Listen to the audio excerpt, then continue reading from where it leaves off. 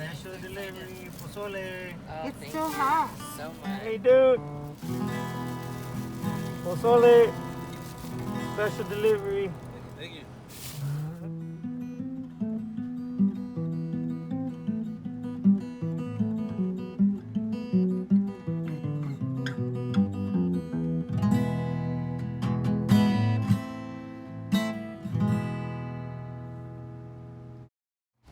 I love cooking, especially recipes that celebrate my ancestry, like pozole and paella.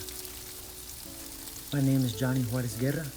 I was born in Lawton, Oklahoma, but my family is from the Texas-Mexico border. My mother is from Matamoros, Tamaulipas, Mexico, and my dad, Brownsville, Texas.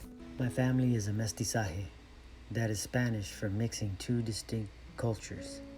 We are a mix of Anglo-European, Spaniards, and the indigenous people from what is now Mexico and Texas. In the 1500s, the Spaniards started their conquest of the indigenous people of the Americas. They brought slaves with them, no women, so they helped themselves to the indigenous women. The mix of these races is called mestizo. My family are their descendants. We are mestizos. My father was in the U.S. Army for 21 years. That is why I was born in Lawton. It's close to Fort Sill. And I was in for 6. That is 27 years living outside of the borderlands. Every time I returned, I felt like a stranger. I felt disconnected. I lost my accent.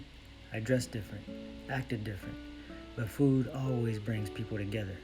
So I asked my mom to teach me her recipes. My favorites are pozole and paella, which represent the mestizaje I descended from, the mix of Spanish and the indigenous. Pozole means hominy in the Aztec language and is processed from corn. Corn was sacred to the Aztec people, and eating pozole meant you were eating like the gods. Pozole was a stew made with human flesh from ceremonial sacrifices. So after the Spanish conquered them, they had to stop the cannibalism. Pork was the substitute.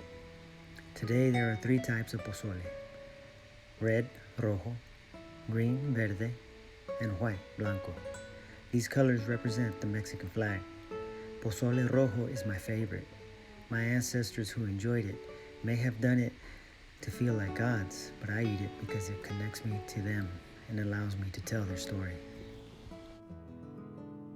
The ingredients I use for pozole are beef and pork, pork with bone because no bone, no flavor, yellow hominy for pozole rojo, dried ancho and guajillo chiles, chili chipotle en adobo, yellow onion, garlic, chicken bouillon, salt, Mexican oregano, cumin, and bay leaves.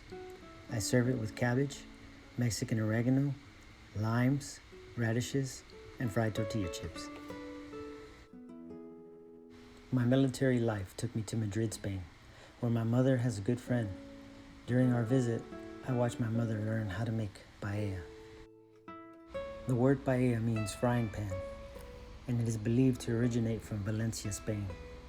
It began with Spanish farmers and laborers heating a thin but large pan over a wood fire and cook rice. They added whatever ingredients they had, like chicken, duck, or beans. Humble origins. But when I was in Spain, I noticed many different variations containing different types of seafood piled high. I also noticed it was a social dish. Friends and families sat around the pan and ate. No plates, only a spoon for each participant. Since its humble origins, it is now cooked all over the world. I connect with this dish because, like me, it's traveled and changed. However, despite the change, its home will always be Spain. So like paella, even though I have changed, the borderlands will always be my home.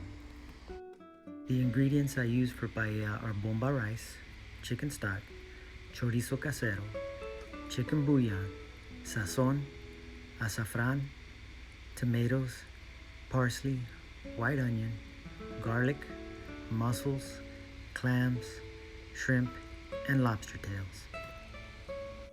Now when I visit home, I ignore the differences because food brings us together. We enjoy a hot bowl of pozole after a night of celebrating, and my mom has introduced paella to my borderland family.